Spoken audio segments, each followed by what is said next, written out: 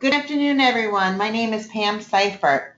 I want to welcome you to REMN Wholesale's webinar on the upcoming FHA changes that take effect with case assignments on and after September 14th, 2015.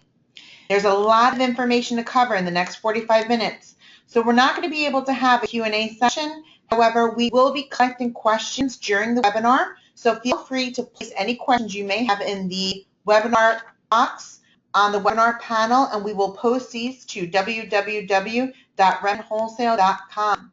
We will also be sending a copy of the webinar to all participants. So before we begin, we have a couple poll questions for you. So let me launch the first one.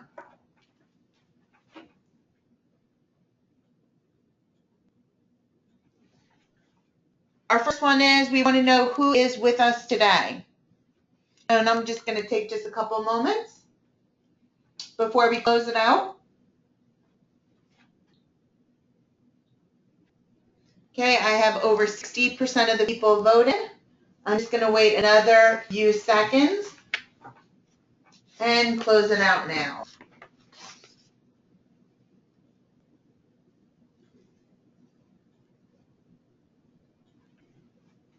So the next poll question's open, and if you don't mind answering this question too, how familiar are you with the new FHA guidelines, the new handbook, the 4000.1?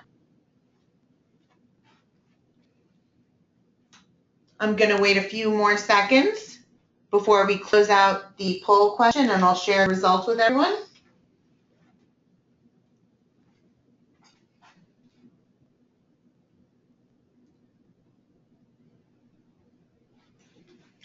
So it looks like we have 1% is an expert, and the rest are mixed between they've attended some webinars, so they are familiar, and some people know enough to be dangerous, so they need a little bit more information. And we even have some people that this may be their first webinar. So welcome.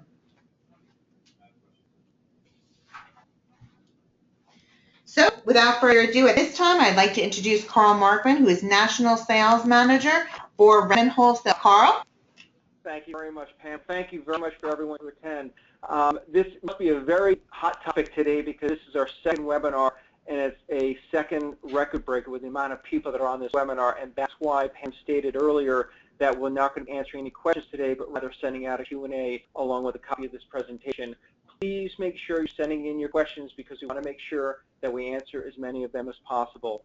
But without further ado, I'm going to introduce Grace here, our Senior Vice President and Chief Credit Officer, to present all of the FHA changes that are about to hit us. Thank you. Thanks, Carl, and welcome everybody. So here we go. We're a week away from the FHA changes, and I'm sure many of you feel like this young lady in the picture does. Actually, as we were putting together and organizing the session, that's kind of what our conference room looked like. But, you know, there are really a number of changes. This is, quite frankly, the most significant change that FHA has made to their handbook probably since their inception. The reality is they've consolidated over 450 different handbooks, all of their mortgagee letters. The new manual alone is 806 pages, and to turn around and try and hit every one of the changes is just not realistic. So we are going to hit the highlights for you. Many of us use the term the 4155. That's been the go-to document for underwriting standards for years. Well, as of next Monday, it is retired. The 4155 is one of the handbooks that has been consolidated into handbook 4000.1. And that is the new standard. Now, the good thing is what HUD has said is as they make changes to the handbook, the mortgagee letters, which you always had to have your 4155 and your mortgagee letter side by side, the mortgagee letters are even going to be gone. They'll make an announcement, but they're going to put it right in the handbook. So hopefully, going forward, it's going to be a lot easier to keep on top of these changes. Now, we are very close, but even so, you cannot use the case changes, anything that's positive until next week. Anything that is more restrictive will, in fact, be effective for case numbers issued on or after September 14th. And one thing I want to caution everybody on this call, you may have a file, maybe an older file that's been kicking around for months, and you're trying to put it together. FHA case numbers are good for 6 months, and unless they are properly updated in FHA Connection to show that they are an active loan, that case number will expire, and FHA will not reinstate it. This is it's been this way forever, but with the new case numbers coming into effect, the new requirements, this really has taken on a very significant um, uh, approach that we have to have. So if you have an older case that's more than 6 months old or approaching the 6-month number, you want to make sure that that case number, check with, certainly we hope you're only doing business with our office, but you want to check with your lender to verify that that case number is still active, because a file could possibly now no longer qualify if that case number expires and it cannot be reinstated. There are a couple of items pending clarification from FHA, so we'll keep updating you as things occur. But the reality is, look, knowledge is power, and there really are some very, very, very big changes ahead. In honor of Stephen Colbert starting the late night tonight, we'll have his own top 10 list. And clearly, here are some of the most important changes. Number one, student loan considerations, probably the most significant change. We'll hit some new refinance definitions that you might want to be aware of. The grossing up of non-taxable income is a change, and that's something that you want to be aware of. We're going to talk about something called 100-mile radius, and that impacts several guidelines for HUD. Authorized user accounts has taken on different qualification guidelines. Streamlined refinances has a big change. Cash out refinances, another big change, as well as self-employed borrowers, offer letters or projected increases, and the definition of a family member. So clearly, why do you need to know about this? This impacts your business every single day, including refinances that you may be working with someone. The other thing you want to be very careful of is any pre-approval letters that you issued. After September 14th, those loans may no longer qualify. So you really want to work with customers that during this week, maybe you had a pre-approved letter, they had not secured a house yet or had decided to pull the trigger on refinancing. You may want to pick up the phone and call them this week and tell them they need to secure that case number, because after next week, they may not qualify. On the top of the screen, we're now going to show you in red under where this information available is where you can get your FHA changes, actually get the handbook. So you'll be able to see that. So let's start talking about the actual changes. One of the changes they made was changes to dual employment. Previously, that was completely prohibited. Now HUD is saying they will allow dual employment between the real estate industry and the mortgage industry. However, on a single transaction, you cannot represent both or be compensated for both. So if you're a realtor that holds an MLO license or vice versa, you're going to have to decide which side you're representing, how you're going to be compensated on the transaction. Now keep in mind, this is FHA's opinion. Individual state restrictions may be more restrictive. Of course, you'd have to follow your state restrictions, but the state guidelines are less restrictive than FHA. Then at a minimum, you're going to have to meet FHA. So now let's look at some of the transaction types. Good news. A purchase transaction no longer has a combined loan-to-value limit. However, you're still subject to the county limits, the mortgage amount. So really what this would accommodate is you could never go over the county limit. Let's say somebody has an approved community second that they can do. So it has a lower rate of interest than an FHA. So as long as your combined financing doesn't exceed the county limit, you have no combined loan value limit. So that was a change. In the refinance world, there were 3 types of refinance transactions. Cash out, no cash out, and streamline. And really streamline is under no cash out, but for purposes of today, I'll separate that. Now, on a no cash out, usually that's the existing lien is not an FHA loan, but it can be. They have a new term called simple refinance, and that's an FHA to an FHA. It pretty much replaced the old streamlined credit qualifying with a new appraisal. But they now call that a simple refinance. Obviously, it has to be an FHA to FHA transaction. It's fully qualified. You can take, you cannot pay off any junior liens. So if in fact somebody has an existing FHA first and they also want to pay off a second, which is obviously not a second an FHA loan, you're going to have to use rate and term guidelines. You're not going to be able to use the simple refinance guidelines. In the case of the no cash out definition, whether you're going traditional rate and term or you're doing simple refinance, both can be used underwritten using total scorecard or a manual underwrite.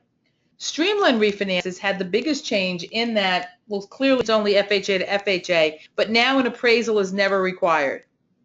So that whole qualification of streamline with an appraisal, streamline without an appraisal is on. If you're calling something a streamline, you're never going to order an appraisal. Loan to value limits don't apply. There's no CLTV limits.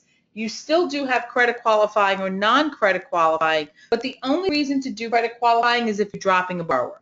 So if it's an existing FHA loan, if you need to finance the closing cost, then you're going to have to go simple refinance, okay? And that's a full credit qualifying with an appraisal. If it's an existing FHA loan and you don't have to pay off junior liens and you can lend or credit the closing costs so you don't have to finance the closing costs, then you're going to want to do streamline refinance. You're not going to get an appraisal. The only time you'd even have to credit qualify them if you're trying to drop a borrower. Now, in the case of streamline refinances, you never, even a credit qualified or non-credit qualified, they're always a manual underwrite and you're never using total scorecard. We provide this grid on the refinance comparison because we know it can get a little bit tricky. So what you're going to see on the grid is that there are the different categories of refinances. We'll talk about ownership requirements, existing liens, and things of that nature. So you can see here an example on the chart for both definitions of a no cash out, whether it's a rate and term or a streamline, there is no seasoning for ownership. But if it's owned less than 12 months, the value is going to be the lesser of the current appraised value or the documented purchase price plus documented acquisition. In the case of a cash out, there is a seasoning requirement. It must be owned and occupied as a borrower's primary residence for 12 months. What FHA is not going to permit anymore is somebody that had an investment property, they move in so they can say they're owner occupied and they want to cash out.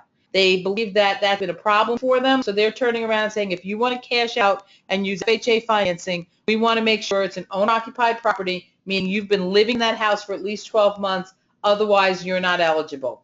Streamlines have no ownership requirements. We talked about the existing lien type, and only the simple refinance or the streamlines would be an FHA to an FHA. Everything is owner-occupied, except obviously streamlines do allow for an exception on investment properties. The other thing about a borrower restriction is on cash out refinance. If there's a non-occupant co-borrower on the transaction, you cannot use their income to qualify. So they really don't bring anything to the table. Again, HUD did not want people doing equity cash outs and qualifying with people not occupying the subject property. Again, we give you guidance on whether you can run it through total scorecard or manual, which is very important when we talk about the manual underwriting restrictions in the near future. We talk about maximum loan to value. A critical factor on maximum loan to value, you'll see on the chart, in the case of a no cash out rate and term refinance, if the borrower has not been owner occupying the property for 12 months, then obviously you are limited to an 85% LTV, the same restriction that we talked about on the cash out. Otherwise, you can go to the 97 3/4. We talk about the amount of cash back that you're allowed to get, how you calculate your maximum mortgage, and your mortgage payment history. Now, one thing I want to point out on cash out, previously if you had any derogatories on any mortgage during the past 12 months, you were ineligible for an FHA cash out. FHA has changed that, and they've said it'll allow you to have a delinquency on a cash out. The only difference is that you have to meet the extenuating circumstance guideline. So therefore, what's going to happen is later on you'll see how we define extenuating, how HUD defines extenuating circumstance. And if you don't meet that, you cannot have any delinquency. You're going to have to wait for all of their mortgages to have 0 times 30 within 12 months in order to be eligible for a cash out loan. Now, another thing they've put some restrictions on is they're really getting very particular on making sure they know that documents do not pass through the hands of an interested party or unknown parties. Therefore, the lender has to verify any document where we can see the document came electronically via a fax transmission, email, URL header, or something like that. We as a lender have to go through and really document where that form came from to ensure that it did not pass through the hands of an uninterested party. I apologize. Borrower Social Security requirements. So basically for a non-purchasing spouse, we do need their consent and authorization. We have to verify their Social Security number. If you're in a community property state, of course, you have to turn around and hit the borrower with the payment of the non-borrowing spouse for community property state only. They also want verification of the non-purchasing spouse's Social Security number. Now, they had turned around, and they don't mean to say if they don't have a Social Security number that the loan is eligible. You just need to run a credit report. If you can't get their social security number verified, you just need their name, date of birth, address for the past 2 years. But there are some unique requirements for non-purchasing spouses in a community property state. Any inconsistencies or multiple social security numbers have to be resolved during processing, which resolved means going into social security and verifying the difference. So a lot of times, sometimes unfortunately through identity theft, sometimes it's people have purchased a social security number when they come into the country illegally, and then they get a legal number. You have to reconcile all of those differences with social security directly before the loan can be approved. Another major change is the contract of sale and who could be on title. The term I use is co-mortgagor, but basically it's a situation where you have somebody that wants to be on title only and not on the note. This can happen sometimes with a spouse, and maybe the spouse has a lower FICO score or has too much debt, so you don't want to put them on the loan, but they want to be on title, okay? That will work as long as the person we're talking about is a family member. But let's say you have two people that are not family members, okay? Maybe individuals who are engaged. A fiance is not a family member. And you have a situation, so it's a fiance and one of the parties has really bad credit, but they want to be on the contract of sale because the intention is to be married and they want to own the house together. If they're not a family member, they cannot be on the title and not on the note. So the only people, basically everybody that's on title has to be on the note. The only exception is if it's a family member, which we'll show you the definition in a couple of slides. That's the only acceptable co-mortgagor. You can use an addendum. You don't need to draw a whole new contract if you need to correct that. And then again, all of the standard FHA addendums, the mandatory clauses, real estate certifications, all of those notices still apply to the contract of sale. FHA case number, as I alluded to earlier in the presentation, you really want to make sure it's not expired. You have to secure case numbers by this Friday to take advantage of the current, more lenient underwriting guidelines. Unfortunately, you cannot pre-order case numbers. You can't say, well, I think they're going to buy this house, or I think they're going to refinance. Let me secure the case number. It doesn't work that way. You have to have a legitimate application. Otherwise, you'd be in violation of HUD guidelines. So, again, this would be a good time to call people who are on the fence, and they may want to pull the trigger because they could be excluded from home ownership if you don't get that case number by. And we're saying it's Friday. I honestly don't know if Connection is going to be up and working over the weekend. So the new rules go into effect Monday. Case numbers issued on or after Monday, September 14th. If Connection is available and working over the weekend, that's great. Personally, I wouldn't count on it. I'd want to secure my case number by Friday. You try over the weekend, but I just don't know what's going to happen. And again, what we had talked about, making sure that you properly extend any case number before it expires after inactivity for 6 months, because FHA will not reinstate case numbers. Now, some interesting borrower eligibility changes. Okay, so the first thing is active deployed military personnel. If somebody's deployed more than 100 miles from the subject property, it can only be considered owner-occupied if a family member will reside in the property. As we all know, HUD is designed for owner-occupied primary residences. What they've become increasingly concerned about is individuals, let's say they're deployed, and while they have all intention to occupy it once they come back to the States, while they're deployed, they were renting out the property. And so HUD is totally saying that's not what the program's about. So if somebody is deployed, you have to and they're deployed more than 100 miles away, it can only be considered an owner-occupied property if a family member will resign, okay? Now, borrowers, the other thing we're going to talk about is even with that, if a family member's, I'm sorry, let me skip that for right now because I want to check something on that bullet. Borrowers with delinquent federal non-tax debt. If they have non-tax debt, including deficiencies or debts associated with a past FHA mortgage, they are ineligible until that delinquency is resolved. Now, by resolved, it doesn't necessarily mean paid in full.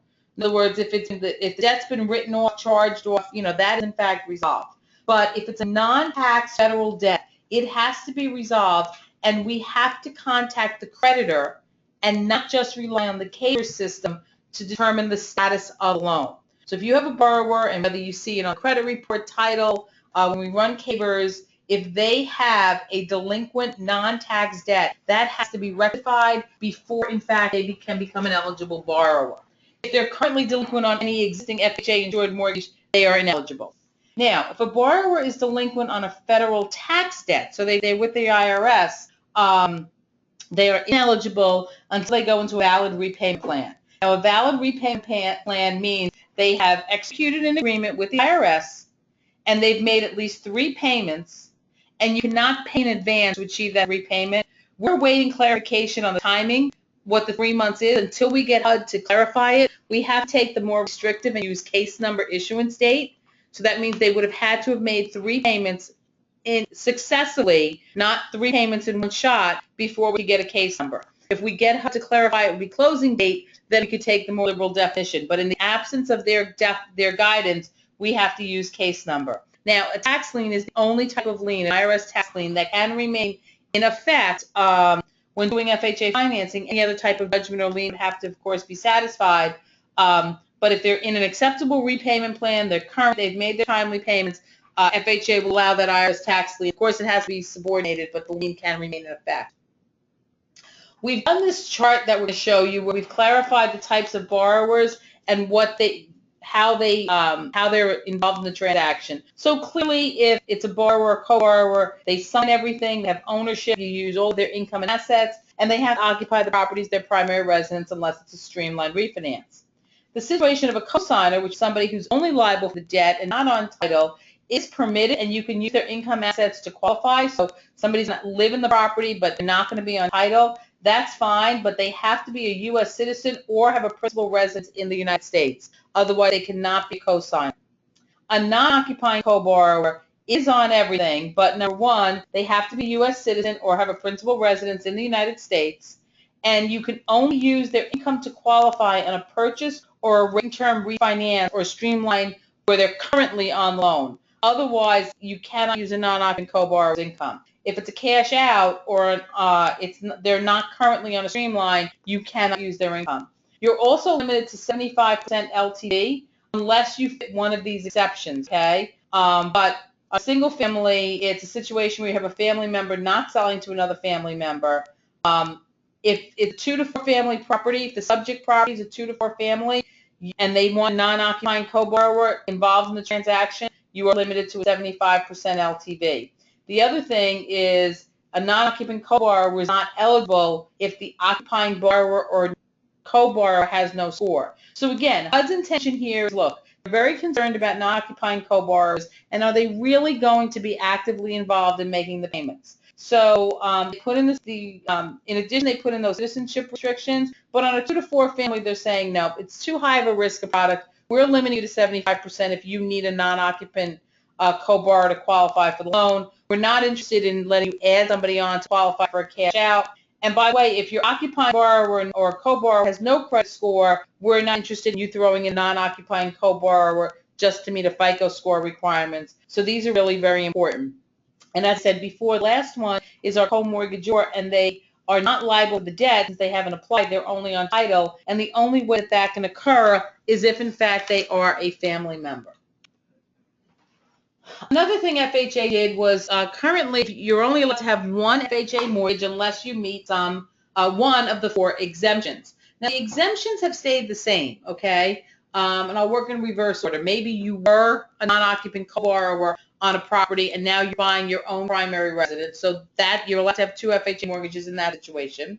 If you're vacating a jointly owned property and the other borrower remains, so maybe you have a husband and wife, they got divorced, one is staying as the existing FHA loan, the person can get a new FHA loan, that's fine. There's increase in family size, which has to be satisfactorily explained, and their existing residence has to be 75% or less based upon a current appraised value and the current balance, and relocation. But the big change here was before, it used to be just a reasonable, they felt that it was unreasonable commuting distance. Now they've defined it as 100 miles. So if the person has an existing FHA loan and they want another existing FHA loan and they're citing relocation as the example, they have to be moving at least 100 miles or they are ineligible. Family members, we've talked about, you've used that term a lot, and it really is defined. And a family member is definitely now defined as either a child parent or grandparent, including, step or foster, siblings, including step or in-laws, aunts or uncles, including steps or in-laws. If you'll notice, cousins have been removed. So cousins are no longer considered a family member, but in-laws are now included. Previously, in some instances, they were not allowed. Now, family member becomes very important when you look at guidelines. We spoke about non-occupant co-borrower, identity of interest requirements, gift of equity. So whenever there is a rule and it talks about a family member, you're going to have to document, and you can get an affidavit, and we don't need pictures around the family, during family reunions, family vacations, but you're going to need some kind of reasonable statement in there, by everybody explaining what the relationship is if you're going to use the family member definition. Identity of interest really is the same as it's been before. You are limited to an 85% LTV when an identity of interest exists. This includes tenants and landlord relationships unless they're covered by the exemptions below. So if somebody is buying somebody else's house and there's a relationship between the two individuals, you are limited to 85% LTV unless you meet one of these exceptions. Family member purchasing another family member's residence, or they've been a tenant for 6 months. If somebody works for a builder and they're buying a property, new construction home for their own use and enjoyment, corporate relocations, and a tenant who's been living in the property for at least 6 months prior to the execution of the contract of sale. If you meet one of those 4 exceptions, then you could use your maximum financing. Otherwise, you're limited to an 85% loan to value. Well, here we go. Documents, documents, documents. I'm sure you will feel like every once in a while you just keep getting asked for more and more documents, and sadly the new guidelines did nothing to change that. First, I want to talk about the fact that there are instances, regardless of what the DU said, the file has to be downgraded to a manual underwrite if any of these situations exist. And, years ago, even if you had a manual underwrite, there was a lot of underwriter discretion. That's been taken away over the past 2 years. HUD had already made some changes, and in this manual, it continues along that line. HUD used to have suggestions. Now they use words like must or may not or may. So what's going to happen is, regardless of what total scorecard says, if there's something that HUD feels if you withheld information on the 1003, that would negate the total scorecard approval. If you have disputed derogatory accounts of $1,000 or more, that means you have to manually downgrade it. If you don't meet the minimum waiting period for bankruptcies, foreclosures, pre-sales, D in lieu, short sales, etc., that's a manual downgrade. Mortgage payment history on a purchase or a no cash out, if any mortgage trade line reflects any of these delinquencies, again, you have to manually downgrade it. Now, cash out, we did get a pickup because previously if there was any delinquency over 12 months, you were ineligible. They're allowing a delinquency within the past 12 months, but then you would have to meet extenuating circumstance. Otherwise, you're ineligible. If there's an undisclosed mortgage debt on the credit report, so include private mortgages, that would require, and business income that shows a greater than 20% decline over the analytics period, even if they qualify at the lower amount, you are required to manually downgrade this file to a manual underwrite. Now, on manual underwrite, there's a couple things you have to remember. Number one, there are minimum reserves regardless of the ratios. So if a loan is a manual underwrite, meaning either the total scorecard recommendation came back as a refer, or you have to manually downgrade it for one of the reasons I just spoke about, a couple of things come into play. Number one, they have to have reserves. On 1 to 2 unit property, they need a minimum of a month, and on a 3 to 4, they need a minimum of 3 months. And that cannot come from gifts or cash back from the transaction. That has to be their own money. You can consider retirement funds in that reserve, though, at 60%, of the vested value less any loans. Now, if the ratios are going to exceed 31 and 43, and by the way, that's individual. We're so used to just looking at back-end ratios that in the case of a manual underwrite, as an example, if the ratios were 33 and 39, it doesn't meet the guideline because you exceeded 31. So the 3143 guidelines have to be met individually, and if they're not met individually, you're ineligible. I'm going to show you a chart. You have to have certain minimum reserves, okay, once you're in a manual situation, and in no circumstance can you ever exceed 40 and 50 individual ratio. Now, the compensating factors HUD has defined: minimum reserves or minimal increase in housing, no discretionary debt, you didn't use additional income, or they qualify for VA residual.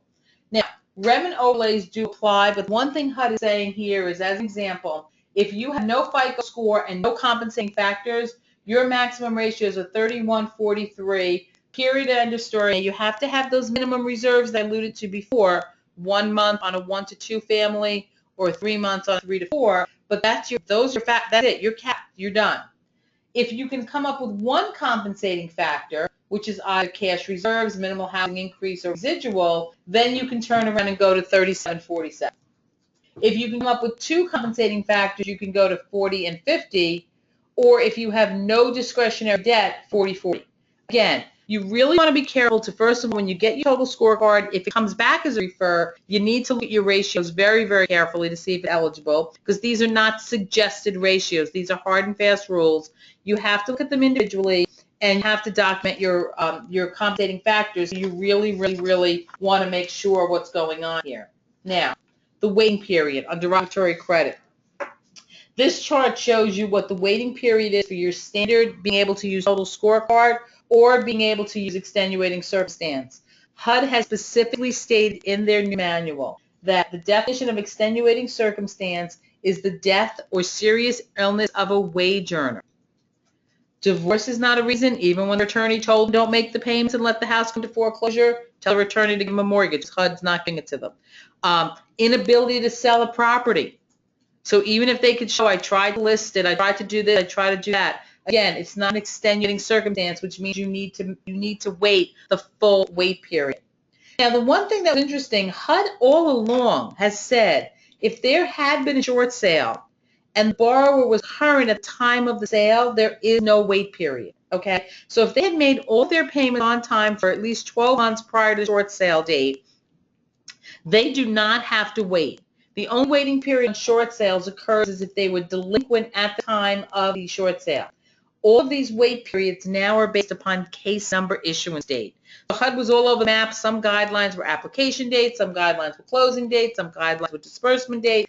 They've a uniform decision. So in the example of a foreclosure, you have to wait 3 years when the foreclosure was completed until the case number is issued, okay? So they have turned around and put those guidelines. They have not made any clarification or change to the fact that, let's say somebody put a mortgage in their BK, and so the note was discharged in that BK, but the bank hasn't gotten around to foreclosing a property. A bankruptcy and foreclosure are two separate legal transactions that have to occur, or proceedings, I should say. HUD will not let you combine those. So if somebody put their mortgage in a BK and the BK got approved and everything was discharged, even though the note was discharged, so you can start your clock on the bankruptcy, until the foreclosure starts, you can't even start your clock. And if the bank has gotten around to foreclosing, the borrower is in limbo, and there's nothing that they can do. Some other important changes that occurred with this update. Authorized user account. Very frequently you would ignore the payments on an authorized user account since the borrower is not legally obligated. HUD has turned around and said, no, we're not going with that anymore. If it's listed on their credit report as an authorized user, you need the account holder to give us documentation that they made all payments required for the previous 12 months from the case number issuance date. Otherwise, we're hitting the borrower with that payment. Of course, they could turn around and drop themselves off as an authorized user, but you have to get that paperwork in process. So again, you really want to, keep that in mind, because that's a lot of documentation to get, and maybe the other person's not willing to give it to your borrower. If they don't, they either have to get themselves off the situation, or you have to hit the payment. Installment debt. Now, here's an interesting one. Closed-end debt, we've always had this rule of thumb that if a debt's going to be paid in full within 10 months, you didn't hit them with the payment. Well, HUD is saying, look, even though it's a short-term debt, there's a lot of mortgage payments that need to be made during that 10-month period, and we're concerned that the borrowers are going to be strapped. So we're going to impose a 5% cap. So as an example, let's say the borrower makes $5,000 a month, okay? 5% of $5,000 a month is $250. That means you can only exclude debts up to $250 a month if it's going to be paid in less than 10 months. If the sum was more than $250, you'd have to reoccur from $251 and up. So what they're saying is they want to put a reasonableness test there as far as a percentage of their gross income. The other thing is they're not letting you pay down debt in order to qualify. So if somebody has a car loan or a personal loan and they say, all right, well, pay it down to get to the 10-month number and then apply this 5%, you can't do that.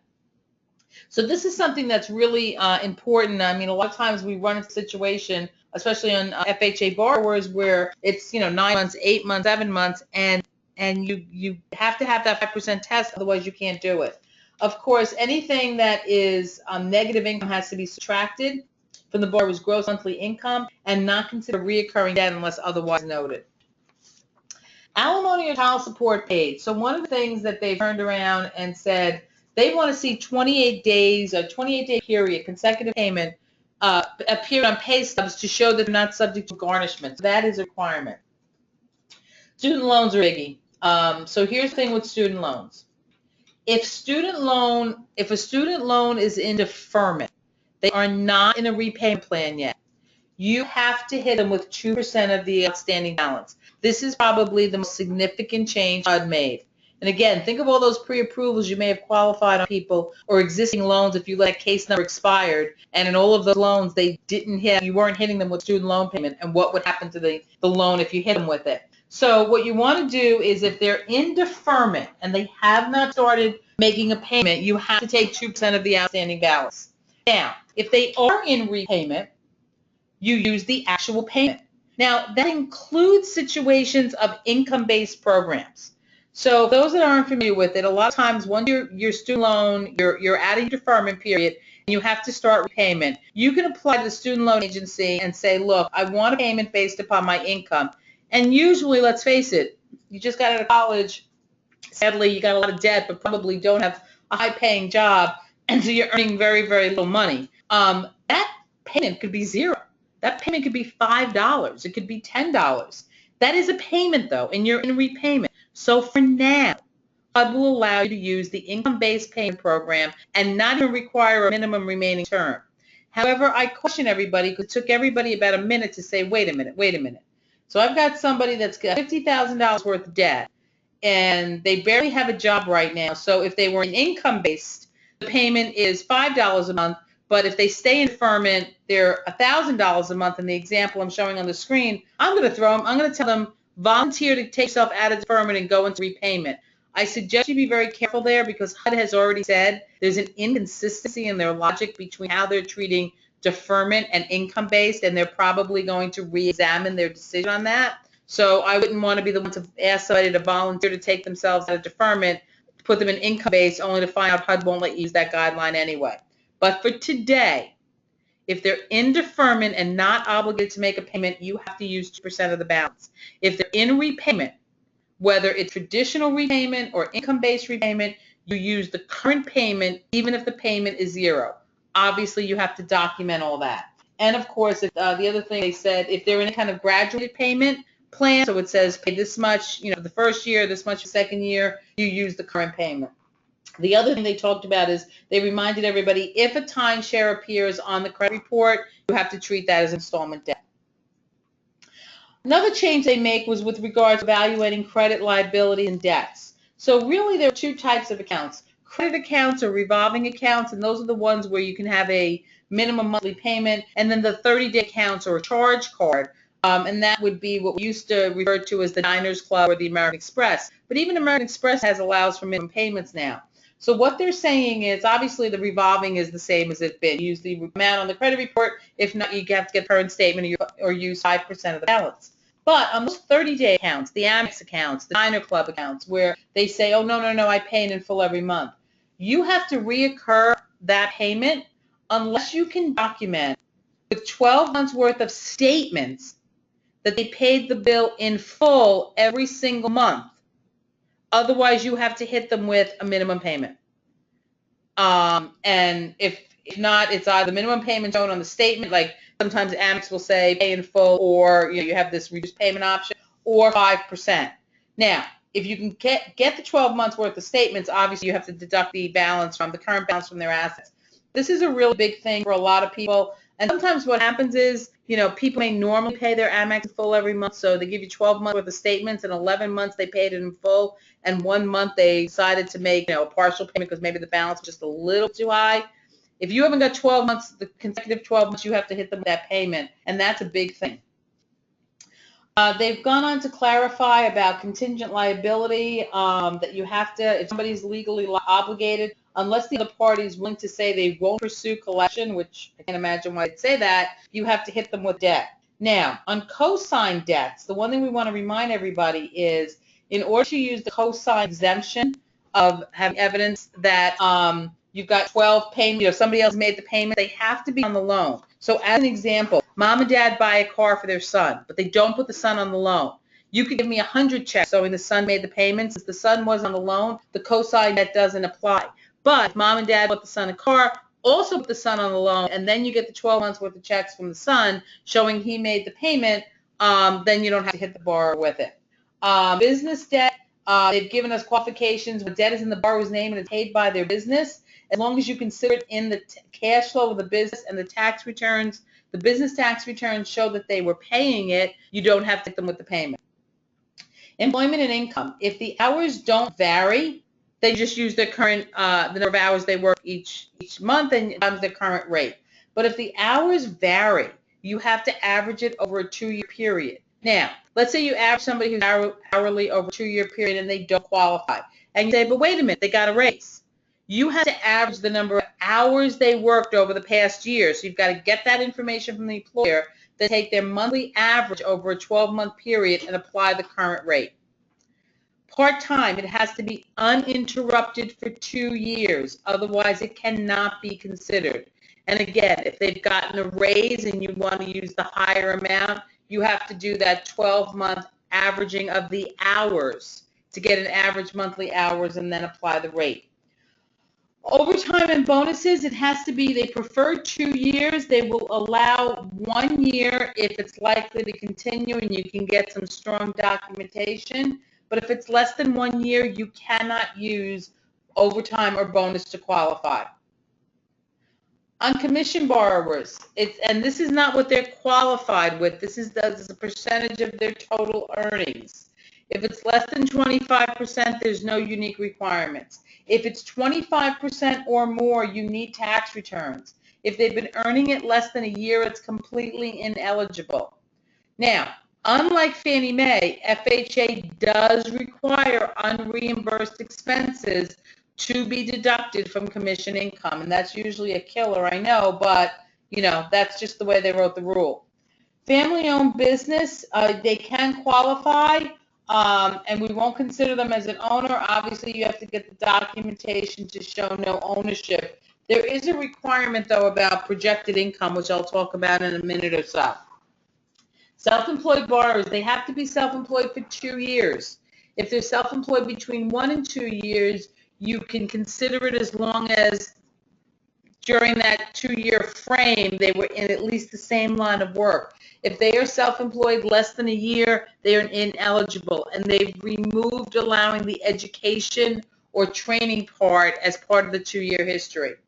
The other thing is we talked about before, if there's a greater than 20% decline in self-employed income, even if they qualify at that lower amount, it doesn't matter. It has to be downgraded to a manual, remembering those caps and compensating factors I spoke about earlier. Year-to-date P&L is still a requirement, but we did in fact get some relief that you're not required to get a balance sheet if in fact they're filing a Schedule C.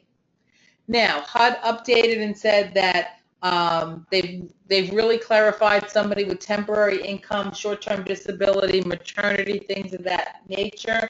You need a letter from the borrower on their intent to return to work, and you need a letter from the employer confirming that their right to return to work and the date.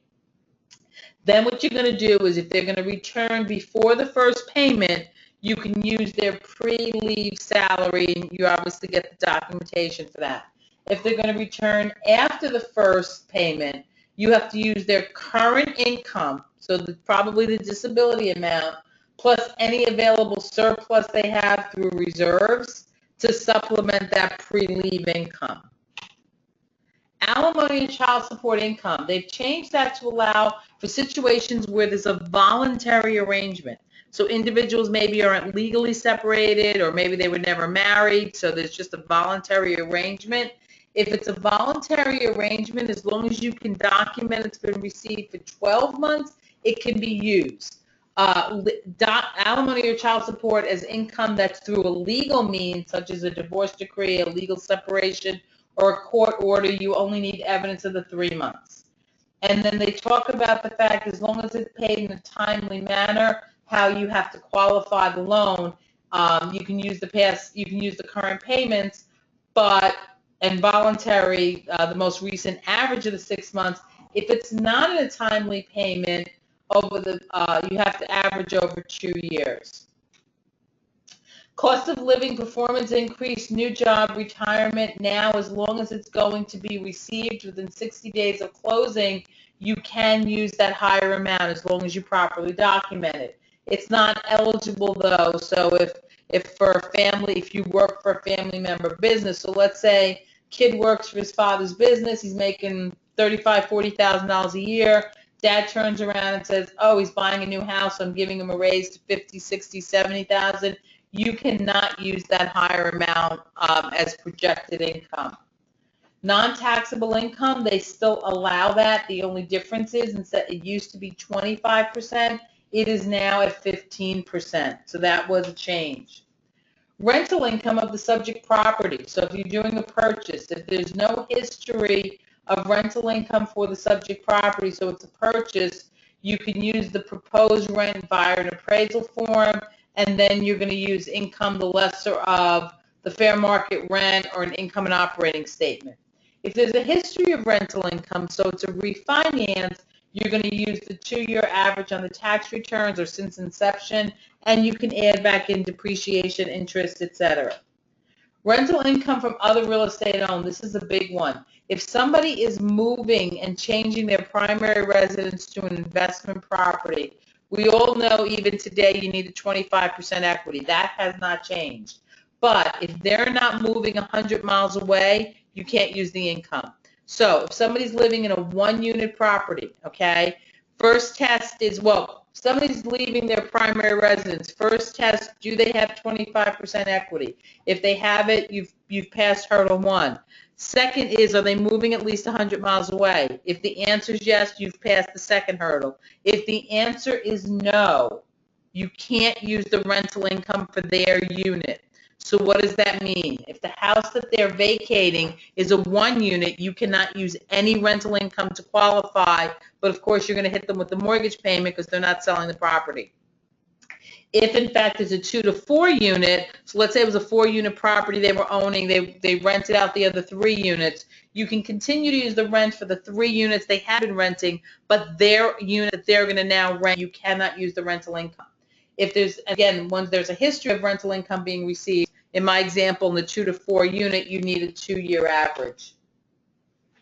Assets, again, the minimum cash investment, no real change here, cannot come from the seller, any interested party, or even be reimbursed by an interested party. Earnest money deposit has to be verified at 1%, or if the DE underwriter feels it's excessive, and a large deposit continues to be defined as a single deposit that is more than 1% of the adjusted value. Gifts are a really big item. They've turned around, first of all, cash gifts can be from either a family member or employer, close friend, etc. The gift of equity can only be a family member, and that's when we use the fiance example. Gifts cannot be reused for reserve. That's a big reminder. And regardless of when the gift is made available, the mortgagee must make a reasonable determination that it didn't come from an unacceptable source, which means we basically have to source the donor's gift. We need the donor's bank statements, and if the donor has a large deposit, we have to source it to make sure they weren't used as kind of a go-between where the money came from an unacceptable source. They gave it to a family member to throw it in a bank account and then flush it right out. That's not going to be acceptable. Gift funds, again, we've talked about if they're in the borrower's account, what kind of documentation you need. if they're not in the borrower's account and if they're paid directly to the settlement agent. But you still need to see the donor's bank statement, even in the situation where it's paid directly to the settlement agent. Again, HUD is being very particular. They don't want people backdooring the unacceptable party route. And then again, interested parties, again, are allowed to make contributions up to 6%, but they cannot be used to make the borrower's minimum investment. And now they also have to be itemized on the HUD, and then in October, the soon-to-be closing disclosure. And with that, I know I exceeded our time frame, so I do apologize. I think we're in good shape now. Pam, I'll let you close it out. Well, I do want to thank everyone for the questions. Please keep them coming. We will be compiling all the questions and posting it on www.remnwholesale.com. I've also gotten a couple of inquiries regarding the presentation itself. We'll be sending that out as well to all the participants. And at this time, I want to invite Carl Markman. Carl, are you with us? Yes, thank you very much, Pam, and thank you very much for all of you for attending this. And Grace, we know you went a little bit over, but it was well worth it. You do a phenomenal job with training. And training is part of our job. There is one thing I want to mention, one favor I want to ask of all of you, and the one thing I want to mention is I don't want you to forget that REMN Wholesale for years and years now offers same-day turn times every single day with the initial underwrite. But I also need a favor from all of you. We all try and help each other out. If anyone knows of any underwriters in the Woodland Hills, the LA County area, or in Island, New Jersey, out in the East Coast, we are looking for underwriters because REMN Wholesale is growing. So that's my question, my favor to ask of all of you. I wish everyone a fantastic day and good luck with all the changes that are hitting us over the next several weeks. Thank you very much, everyone. Have a great day.